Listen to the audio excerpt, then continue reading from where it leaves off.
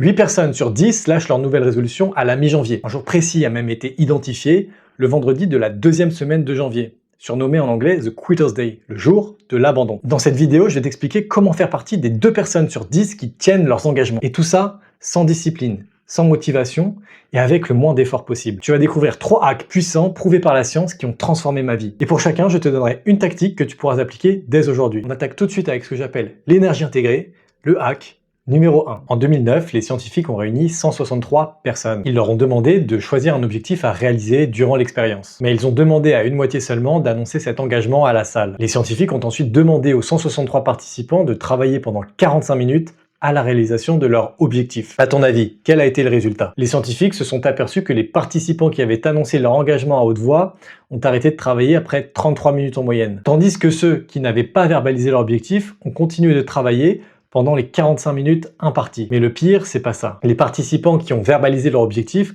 ont déclaré qu'ils se sentaient très proches de l'atteinte du but final. Alors que ceux qui n'ont pas verbalisé leur objectif ont déclaré qu'ils sentaient avoir encore beaucoup de chemin pour parvenir à leur but. Et on va tirer 2 leçons de cette expérience. Leçon numéro 1, la confusion entre le dire et le faire. Ton esprit ne fait pas la différence entre ce que tu dis vouloir faire et ce que tu as fait. Lorsque tu verbalises ton objectif, ton esprit a l'impression que c'est déjà fait. L'énergie censée te pousser à l'action, c'est dissipée. La leçon numéro 2, c'est la gratification sociale anticipée. Lorsque tu annonces ton objectif, les autres vont t'encourager, voire même te féliciter pour cette décision que tu as prise. Et ce sentiment agréable récompense ton esprit avant même d'avoir agi. Maintenant, je vais te demander de penser à l'habitude qui aurait le plus d'impact positif dans ta vie. Ça peut être méditer, faire du sport, ou arrêter de scroller. Tu l'as? Parfait. Ce que je te propose à partir de maintenant, c'est de résister à la tentation d'annoncer ton changement d'habitude. Tu n'en parles à personne.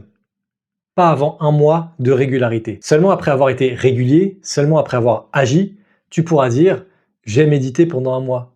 Je n'ai pas scrollé pendant 1 mois. Et je te le garantis, la gratification que tu ressentiras sera bien plus savoureuse. Et maintenant, je vais te parler des Poka-yoke, un hack qui va tout changer. Et pour illustrer ce hack, je vais te raconter comment je me suis fait avoir au Mexique. J'avais besoin d'argent, de cash, donc je pars au distributeur à billets. Les billets sortent, je les prends, puis je pars.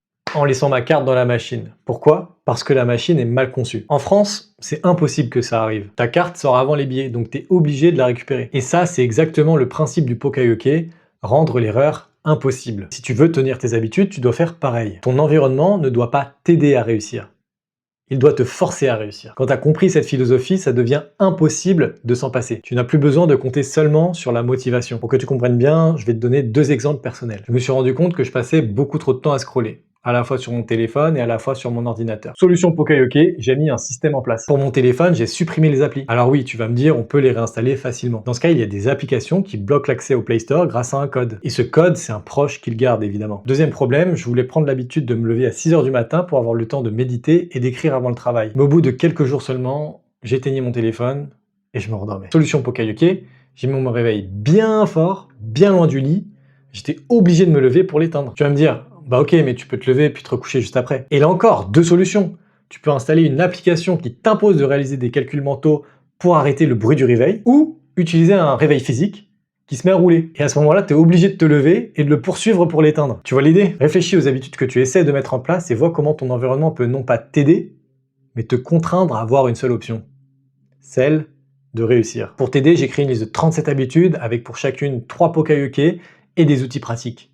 Le lien est dans la description. Designer son environnement extérieur, ça aide à soutenir la phase de transition. Mais au bout d'un moment, tu seras forcément exposé aux tentations. À terme, ton vrai levier, c'est ton esprit. Ta capacité à te voir différemment. Ta capacité à changer d'identité. Et pour ça, la règle des 3 V va tout changer. Pendant des années, j'ai vécu avec un biais. Celui de voir tout par le prisme de la négativité. Une bonne note à l'école? Il n'y a pas de quoi se satisfaire parce que j'ai une mauvaise réponse. Une victoire en sport? Bon, c'est pas si extraordinaire, certains font tellement mieux. Un compliment qu'on me fait? Ouais, la personne a dit ça à tout le monde. Et honnêtement, je pensais bien faire. Je me disais que si je valorisais trop ce qui allait bien, je n'aurais plus du tout cette obsession pour l'amélioration. Mais je me tirais une balle dans le pied parce que la vérité, c'est ça.